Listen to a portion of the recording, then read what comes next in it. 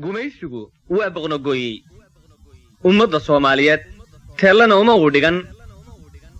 dalka Soomaaliyeed inuu dib u dhigo madaxweynaha golaha sare ee dowladda Jaalisiyaad waxa uu ku tilmaamay erayada khudbad qaayale oo dadweynaha Soomaalida uu jeediyay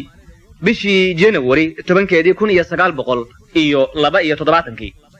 sida aad gidigeen u xusuusan karaysaan isticmaalkii dalka haysan jiray wax alla wax uga tagay ma aynan jirin dhaqaalo waxba kama hagaagsanayn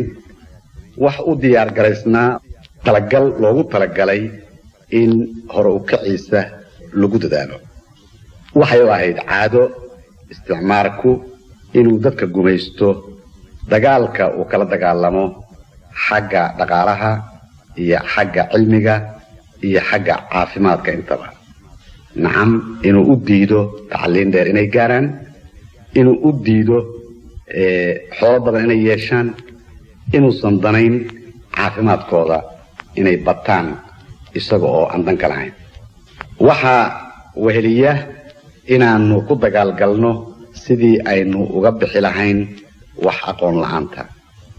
oo gidigeenno ma ay dhici karto inaan maalin wax ku wada baranno laakiin ilmaheenna inaynu la doonanno inay wax bartaan